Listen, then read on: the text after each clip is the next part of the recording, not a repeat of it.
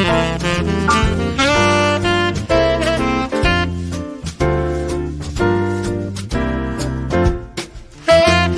is Let's Talk Arts and Entertainment on WMAY. Many things happening in the world of arts and entertainment. Many theaters are starting to open up, start to having some shows, maybe even some that are in person. The Muni, one of the summer theaters in Springfield, they unfortunately are not putting on their season, but you can still experience some of that Muni magic on your favorite podcasting app. Here to talk to me about it, Craig McFarland and Jacob Potty. How are you guys?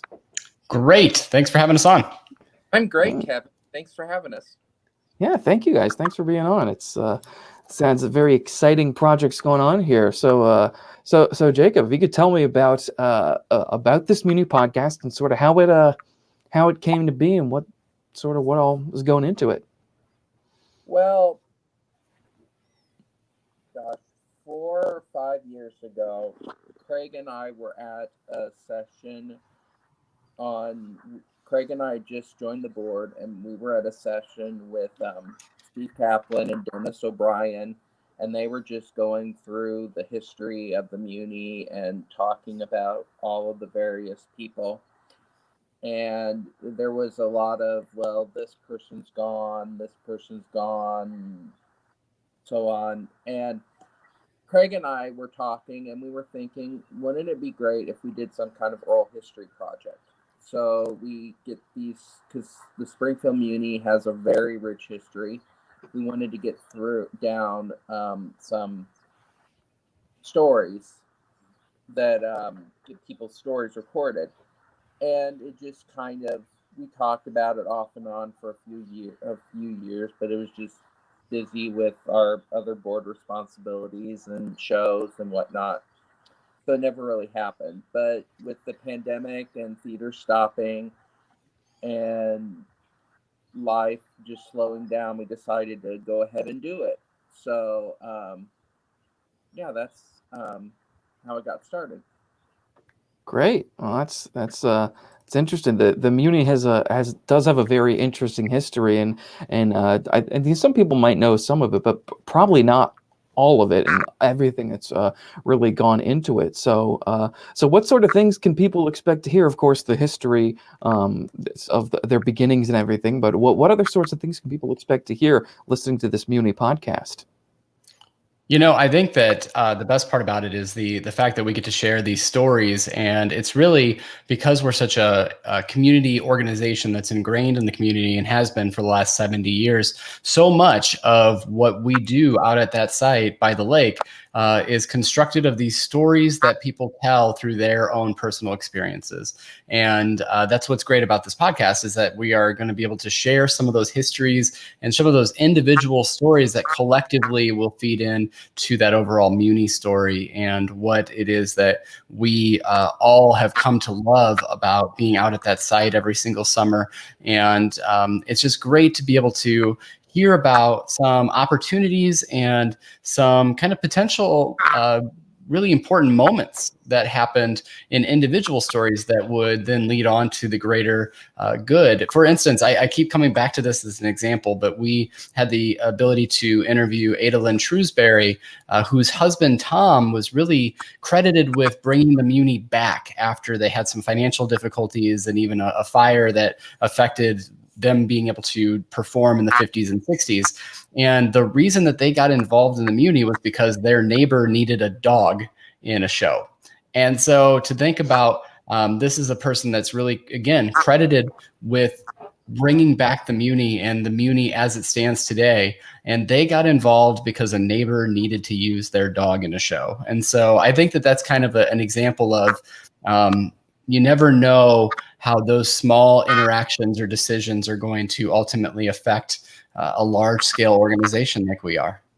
Oh yeah, absolutely. And I mean, yeah, that's something I didn't even know about. That's really cool. And but yeah, so I mean, it really is this community efforts. So many, people, even if they haven't performed, even if they haven't seen it in a while, they know, oh, I know the Munis, they do shows out in the summer. I saw it this one time and I haven't, been back there in a while. And, it really is, it's such a great, community, the community theater, aspect of, everybody involved with it. So in addition to that, have you guys, when is this going to be released? And who have you interviewed, if you want to say who you have yet, if there's some that you're waiting to release and everything. But so what have you guys? What kind of interviews you talked to? You got so far going on with the Muni Podcast?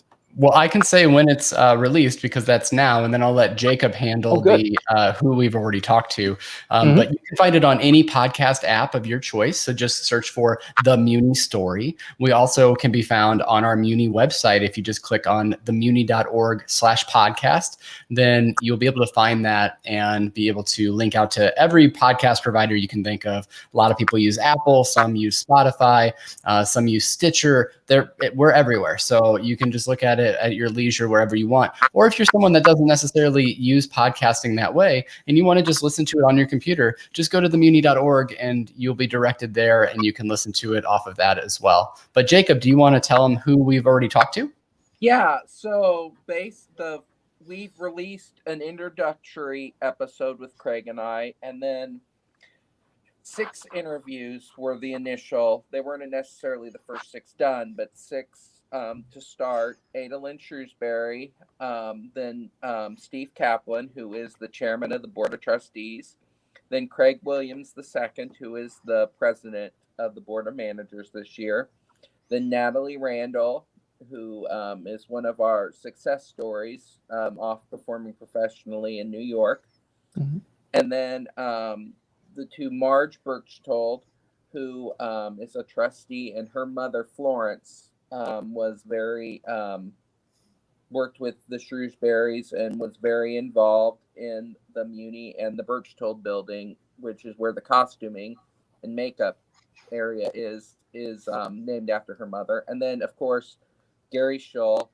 everybody loves Gary, who actually Gary was involved in the 50s. He was a teenager, but he was a dancer in some of the shows in the 50s. So and then as far as who's coming, I mean, it's a lot of the people you'd expect: Doug Hahn, Dennis O'Brien, Mary Beth Maloney, Lee Steiner, Dave Shaw, Dave Britton, who else? Oh, Mary Myers. Actually, the 3 Watts sisters. I've done all 3. Mary Myers, Deb Watts, Elliot, and then Rebecca Watts, who now lives in New Jersey, but has done tons of Muni. And then also Courtney Young, who's another Muni success story, been on Broadway, was in The Producers in Young Frankenstein, done lots of other stuff. Russ Dunlap is a good one, who, of course, if you were around in the 80s going to the Muni, everybody will remember Russ because he was a leading man. I think he directed 2 shows at Muni too. Yeah, I think we have 30 already recorded, and then we're starting to record more. And wow. I have a massive list. So there's a lot of people that this is an ongoing project. And all right. Seems almost every day somebody new is suggested or comes out of an interview. All right, wonderful. That is awesome. That is quite the list, and it is growing. So there will be plenty of Muni memories that you will be able to listen to. So people you may know, people you might not know, but you definitely will after you hear these stories. So that sounds like it's going to be great. Can't wait to listen to that. And that is available now. So so that can be found, once again, that can be found on the Muni's website or several different podcasting apps, whichever one you like to use. Craig and Jacob, thank you guys so much for joining me for this. This is great, and I'm sure we'll be talking again sometime soon. Absolutely. One thing before we go, I wanted to mention that if you would like to be involved in this is an ongoing effort, and we certainly don't know everybody that we should be talking to. And the nice part about collecting this in a podcast format is that then they will live out there, and you can get them as we move along. And you can listen to them for years to come.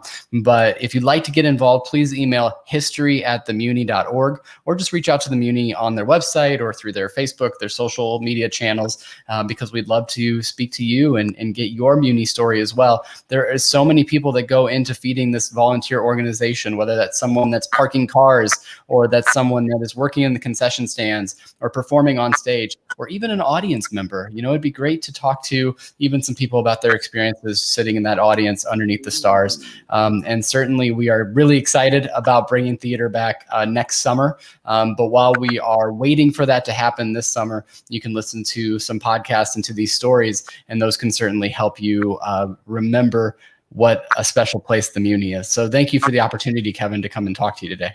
You're absolutely welcome. Thank you guys for being on. And yes, there is, anybody can reach out there. That is history@themuni.org. Is that it? It is, yes. Okay, history@themuni.org. And yes, anybody, if you've been an audience member, it does not be, oh, I'd be on stage. No, I mean, it is a community. There are so many different facets to it. So definitely, if you have something, any memory that you would like to share, absolutely go to history@themuni.org. Guys, thank you so much for joining me. We will be doing this again sometime soon, I'm sure. Thank you, Kevin. Thank you. Thanks. Thanks, Craig. Let's talk arts and entertainment on WMAY.